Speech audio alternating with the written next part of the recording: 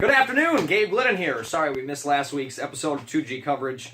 Busy stuff going on at the station. It was homecoming last week? Yeah. Homecoming, so we were a little busy, but we're ready to rock and roll. Good guest today, Paul Ebner. Thanks for being on episode 4 of 2G coverage. Love it. It's rock and roll, man. I'm glad to have you in because out of all of the announcers, I think you're going to have like this very interesting perspective in regards to like being an on-air talent, because that's not how you started at this building. We're going to get into it, but first and foremost, where'd you grow up? Where are you from? I grew up just outside of the Twin Cities area, Monticello, Minnesota. I went to high school there, came to Winona to go to college, and never looked back. And yeah, how long have you been here? Have you left since you came here? I can't quite remember. Yeah, I moved here in 2001. Actually had all these aspirations of moving back to the Twin Cities. That never happened. Then I had aspirations of moving to California. Was on the verge of that happening. I feel like everybody has that aspiration at some point. I'm going to go to New York. I'm going to go to California. Yeah, but in my case, I had a job lined up and everything. But then a week before I was going to leave, I walked into a bar and met my wife. Oh, yeah. How long have you been? I forgot about that. You have told me that story. Which bar was it again? Wellington's, right next door. Yeah, it was right by this building. Yep, doing karaoke and, So now I'm here to stay. All right. And did you go to Winona State? Yes. And how long were you there for? Did you graduate from there? Oh, we're not going to talk about that. I'm not trying to throw you under the bus, so you didn't. All right, but you went No, yeah, I went there. Was on the 5.5-year plan, and every morning woke up and said, "What do I want to be when I grow up?" And I could never quite figure that out. So. Right. And yeah, you had some interesting jobs before you kind of got here.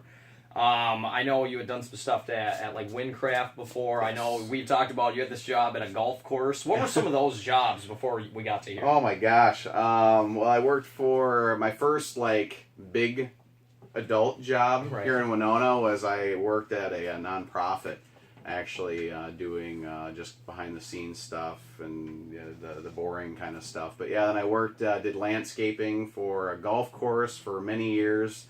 Actually loved that. There was nothing like mowing greens in the morning and seeing the deer run by, and it sounds cheesy, but it was like the most relaxing thing ever. I actually kind of miss that some days, but and then Windcraft, doing promotional products and working with NFL and MLB, which was kind of exciting, but just traveling so much that it was wearing a lot of the family. So yeah, Windcraft is what exactly is it? It's based here in Winona, and they do like sporting apparel and goods and stuff, right? Not apparel. They do basically anything you would find an NFL or NHL or MLB logo on that is not apparel. Pennants, magnets, decals, lanyards, all that kind of stuff. Okay, kind of the fun stuff. All right, so obviously you go from Windcraft to here, and before you got hired here, did we talk and you said you were in lines for that, or did you get hired and then tell me when we were at Lucky at the Legion? I can't quite remember exactly when you told me that. It was at Lucky at the Legion. Yeah. Had you left Windcraft then? I had not yet. Right. And I was there with a bunch of people from Windcraft who didn't know yet that I had accepted the position here. So it was really weird because I was talking to Matt, and Matt was all excited that I was starting here, but the people I was with had no clue what was going on. Right. And I was just in this weird can't say it, but yeah. Exactly, because I figured I should probably tell my management at Windcraft before I tell everyone else, and then they find out that way. Because Winona's a giant phone tree, and everyone finds out everything somehow. Right. Well, okay, so then your first and current gig to an extent is sales, and you're the first person we've talked to that kind of has done a lot of kind of heavy lifting on that side of the building. What is that like? What do you enjoy about selling radio advertisement? What do you not particularly enjoy so much? Because I know zero about that bill. I don't even know what a radio advertisement costs. Probably the easiest thing to say that I don't like dealing with is dealing with the no's. Obviously, you're going to get no's, but you have to get so many no's to get a yes. Right. So that's just what you have to deal with, So you got to brush it off. You gotta have thick skin, to deal with that. But probably the part of it that I love most is after the yes is working with your clients, helping them brand their business, And that the whole Leighton philosophy is taking your small business and making it into a great brand. Right. And I love that part of it. I love working out schedules, working out a really good message for them to deliver, and help them find out what their differentiating factor is. Because, it's one thing to be a business, it's another one to stand out. Right. And so that's my favorite part, is helping them find those niches and turn them into a brand versus just another business. And how long have you been doing that? Just over a year now? Just over a year Yeah. here. Yep, I've been doing like sales and marketing since I was like 14, but yeah. Here, a little over a year. Yep. So how, and for those of you who don't know, Paul does a show on 101.1 The River, the sister station to KG95.3, the one I host in the morning. We're pimping that for sure.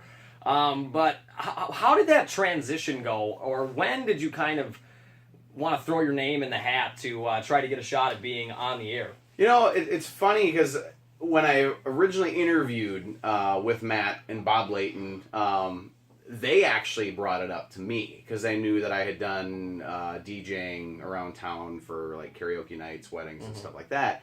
But I kind of left it be. Like I didn't want to look like that's what I was fishing for. It was kind of, if it comes up down the road, so be it.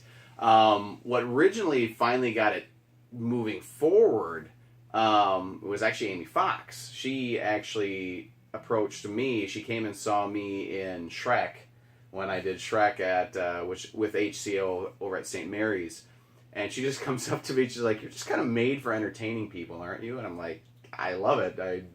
It's a fire in my heart, that I just love being on stage or helping entertain people." And it's not an ego thing. My wife might disagree with that, but it's not. I get such a rush out of like entertaining people. I love doing it. I like making people smile, like making them laugh. This is what I like doing. So Amy said, "Well, let's try it out. Let's get you on the air and see what happens." And now it's been about 3 months now, and as I told her, I've never looked forward to Sundays more in my life. Sorry, Lord. Right, yeah, right. And I'm gonna be doing radio and broadcast for 3+ years now. There's definitely a little ego thing in there. Okay, so what was that transition like then? So you go to sales. What was your very first show like? You've only been doing them, as you say, a few months. Yeah. I think we might be trying to see if we can get you some more on airtime, but what on earth was that first show like? Well, did you panic? Were you nervous? Were you pretty confident? Well, I had obviously a little bit of training with you, and which was pretty much worthless. That's not true. That's not true. Gabe is an excellent person to learn from when you're really, as disorganized as he seems, he's actually very organized when it comes to his show. So that was actually helpful. That was actually helpful. And then worked with Brian Riley over at Wild Country, and right there, you got shout out to Wild. Every station gets a little love in this show. Exactly. But in working with two guys that had some decent experience was helpful, but that first day, and the worst part about it is there's nobody here on Sundays. Right. There's nobody here. So I was here by myself. So basically, if something went wrong, it was like, well, right. What do you do? Because as far as like board op training and stuff like that, I didn't get a ton. So it was just kind of baptism under fire. I was probably 80% excited and 20% terrified, or it could have been the other way around, but just the way it meshed together, it was just kind of this exciting, frightening, almost crap your pants type of excitement. Right. But it was awesome, and I bumped my head, obviously, like everyone does, trying something out for the first time, but you live and learn and move forward. It was awesome. And so you had mentioned earlier, Paul does some like karaoke late night DJing, I guess. Once again, I've said on the show, I hate being called a DJ. I think that term is just super overused and kind of out of date. But how did it go from like hosting karaoke and having to talk in between songs live in front of people to bringing that to a show? Because it's very similar. It's not the same, but there is a similar kind of aspect to it. You're maybe not doing necessarily content breaks necessarily, but you do have to kind of run a tight ship, kind of like on a show, hosting a radio show. The one thing I really like about the live aspect of it, like being in front of people, is it's really easy to read your audience. Yeah. Especially being like doing weddings and stuff like that. You really can get a sense by seeing them right there in front of you. What are they getting into? What types of songs are they liking? What are they not liking? Right. What's getting them up dancing and what's making them go sit down? And you can adjust accordingly. With broadcast radio DJing, a whole nother ball game because you're staring at a computer screen. You know, you can't see how people are reacting to what you're playing or what you're saying on the air. You're kind of just one of the things you always said, you're playing to that audience of one. You know, you're just thinking about that one person that you're talking to and hoping they're enjoying what you're saying. Right. And the best you can hope for is a buddy, or in my case, my mom, or even someone just posts on the Facebook page, like, or something like, oh, I liked this today, or great mix today, or something like that. You can just hope that that one person decides to take some time out of their day to let you know how you're doing. And when that happens, it's awesome. When it doesn't, you're just like, okay, did that just blow chunks today, or is everyone just too busy? You know? Right. So I think that's the main difference. Is it's hard to know if you're doing well. Right. You know? Yeah, it's kind of instant feedback when you're kind of doing the live thing. Whether they give it to you directly or indirectly, you can kind of see that. And when you're doing a show, you honestly have no idea until someone tweets you or messages you or whatever. And my mother listens too, so don't worry about that. I've asked every person who has came in here who does shows on the air.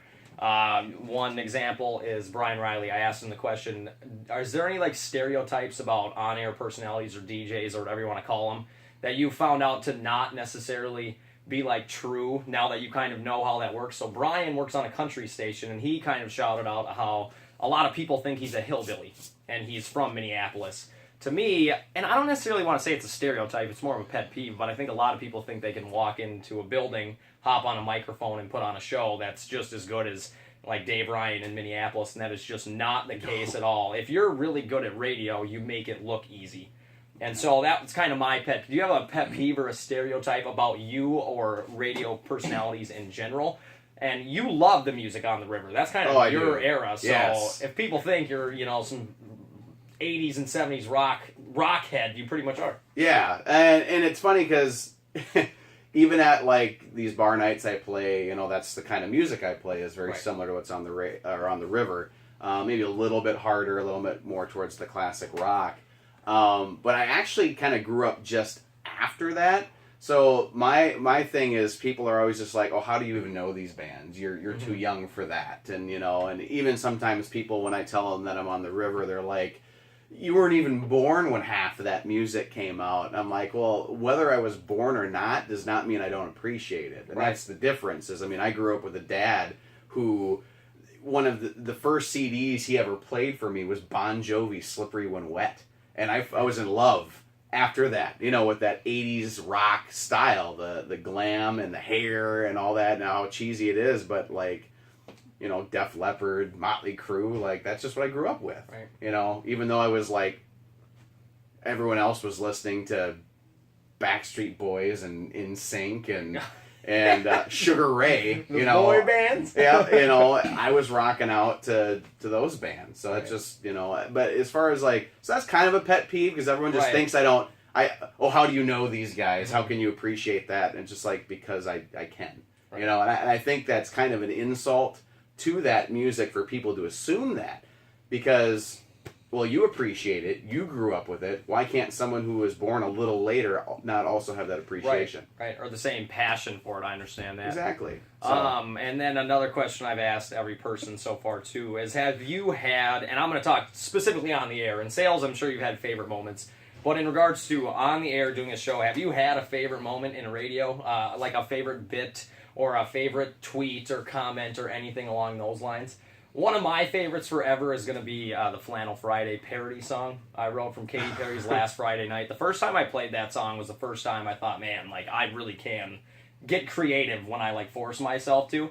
And today, I'll never forget that. That was one of my favorite moments in radio. Have you just had a favorite moment on Sunday mornings?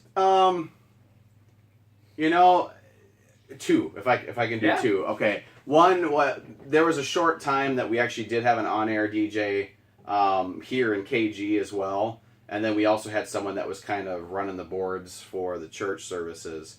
So the three of us, for probably about a month, were all here. Unfortunately, both have gotten to the point where they're so busy that they couldn't do it anymore. So we just kind of had like Team Sunday, and it was our goal was to get a someone, a listener or someone paying attention on social media, to bring us bacon. That was like our Oh, goal. yeah. Was let's get someone to bring us bacon. And the funny thing so we had Abby Quinn was in here. She started like right away, like her first time here. She started, and for whatever reason or not, how I can forget about bacon, I'll never know. But for like 2 weeks, I completely forgot to mention it. Like I didn't mention it on the air. I didn't put it up on the Facebook page. Nothing. Are you even an American? I know, right? I don't know if I just got too into the show or what, but I completely forgot about it. So Abby had 2 weeks of just like punching it, nothing. So finally, the week I remembered, I throw it up on Facebook, and within like, I'm not even kidding, 2 minutes, I had someone respond, "Yeah, I got this. I'll bring you some bacon." So sure enough, a friend of mine, also a listener, don't know her that well. She comes to karaoke and does some singing. She comes in with this plate of fresh bacon that she made for us. So that would probably be one of my favorites. That's pretty damn cool. So Team Sunday got served bacon, and then she brought orange juice for all of us and muffins, of all things. I'm just like, holy crap. So that was really cool, and I had to rub it in Abby's face. I'm like, wow, you've been trying for weeks. I try once. I actually have one very similar to that. I once threw out there, not even a planned thing I hadn't tried. I just mentioned that I was hungry for a sausage egg McMuffin, and within 10 minutes on that Wednesday morning, someone brought me a sausage egg McMuffin from McDonald's. Charmaine So brought it to you, right? Yeah. Yeah. No, actually, that's happened twice. Someone brought me Hardee's once. Oh, that okay, one was just that one. Yep. I have no idea how that happened. I think Yep. she just heard I was hungry, which I'm always talking about in the morning. Yeah. What was the other one? The other one was I just had a bit about, and Gabe, you'll be able to relate to this, that sometimes the best bits you can have are just life, like something that happens to you or something weird that like happens to you. And so I was driving in one, and of course I'm driving in at like 7:15 on a Sunday morning, like basically Winona's not even like alive yet. So there's like nothing going on. I don't even know if street lights have turned on Right, or off yet. Exactly. So I'm driving on Huff Street, and I look over to my left, and there's this gal posing for pictures right next to the lake. And the person taking the pictures is dressed in a giraffe outfit. And it's like a onesie, like a complete one. And people are like, oh, like a kid. I'm like, no, this was like a 5'7" minimum person in a giraffe one piece. And I didn't see the face because their back was to me taking the pictures. That is so my questions were like, first off, why is it the giraffe getting their pictures taken? Right. And two, what the heck is going on? So, of course, I had to talk about that. And I think my favorite moment out of all that was getting a text from Amy Fox saying, you just made Matt burst out laughing with that. And it's like, okay, well, if I can make Matt laugh, then okay, I got to be doing something. Right, and so. Matt he runs the ship. He's pretty much our boss. Well, dude, hey, thanks for stopping in. No 2G problem. Coverage episode number 4, Paul Ebner. I have no idea who's going to be next week, but we'll see you next week.